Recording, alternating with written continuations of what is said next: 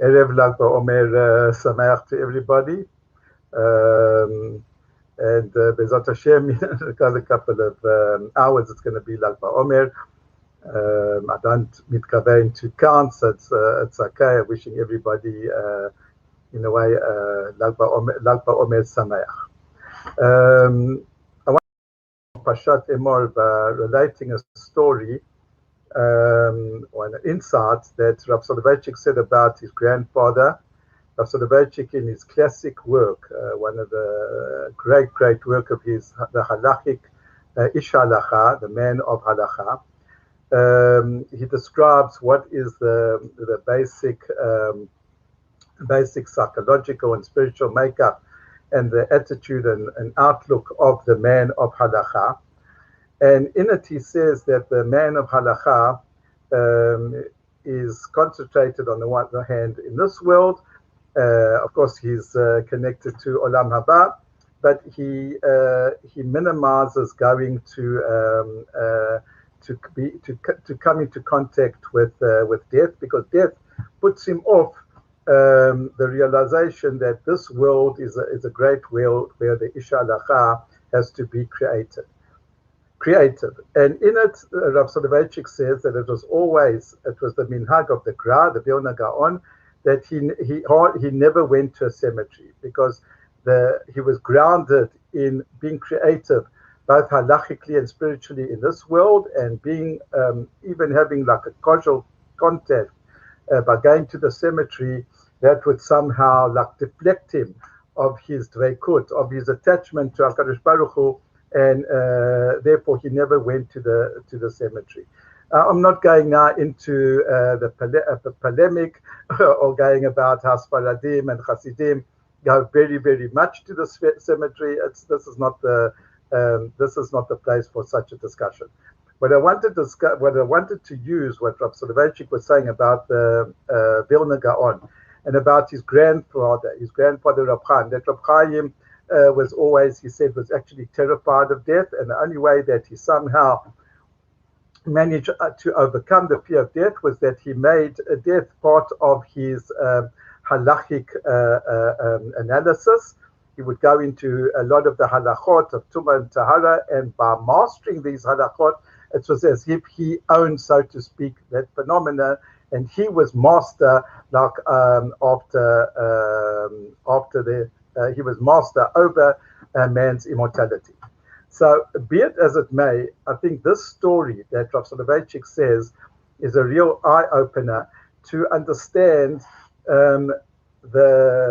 how is it that the elite, so to speak, of the Jewish people, I mean, Talmidei Chachamim are elite, there's the king, there's the prophets, but the Kohanim certainly are part of that elite, that the Kohanim are not allowed to defile themselves and come into contact with a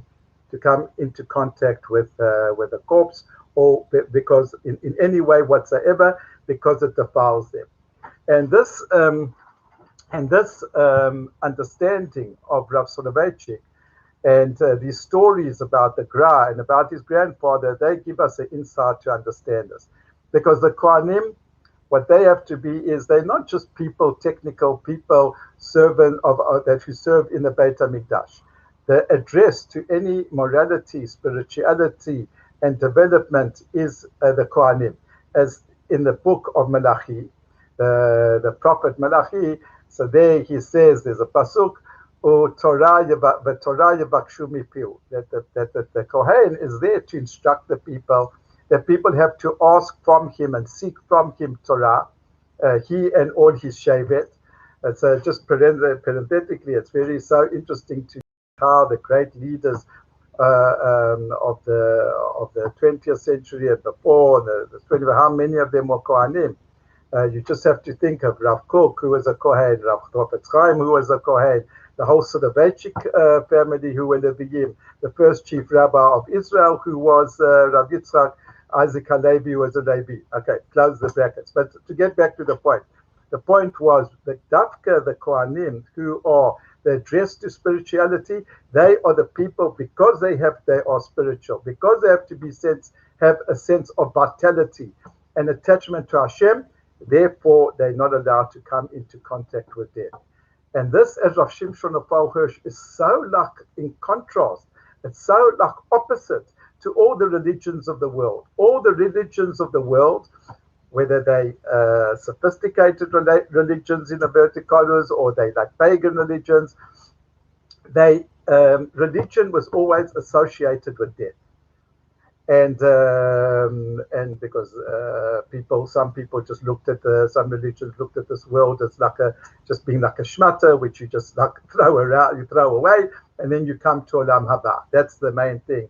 This world has got no significance whatsoever. They didn't seek to develop this world. They thought that this world was corrupt, whether it be Christianity, Islam. The pagans thought that the gods always looked at human beings as being somehow in competition with them, so they always struck them down, always killed them, injured them. That was the idea of tragedy, to show, so to speak, that a human being's power is actually helpless concerning the gods. And the only religion in which the Dafka, the leaders of the Jewish people, the Kohanim, etc., they were the people who had nothing to, they weren't allowed to come into contact with death, because Judaism is, as everybody knows, is a religion of life. So that's why they couldn't do it. And that will help us to understand, in conclusion, the following connection. The Torah, in last week's Sedra, ends off that one's not allowed to defile oneself by contacting the dead through necromancy, through skulls, through seances, through bones, through all these things. And then the next part of the Torah speaks about the Kohanim. And the connection is very, very clear, like we said before. That the Kohen was not only a person who you came into contact when you wanted to bring a korban, when you wanted to bring a sacrifice. The Kohen was a person who had to give answers, who you sought advice from, you sought instruction and Torah and spirituality from. Right? Moral development, that's where you went to the Kohen. And therefore the Torah is juxtaposing the two. Whereas some people, they've defiled themselves by trying to find the easy way out. What does our future hold? How fatalistic, and consulting the dead. The Jewish people say, no, don't connect to those type of people. Connect to a Kohen. A Kohen, correct, he's got the Urim and Tumim. That's more for national type of questions. But the Kohen can provide those answers through his spirituality, through his simcha, through his kedusha. Because in the end, the Jewish people and the Kohanim, who represent us more than anything else, part of Klal Yisrael, it's all about life, and therefore they're not allowed to come into contact with any native. So Shabbat Shalom and Lag BaOmer Sameach to everybody. Kol Tov.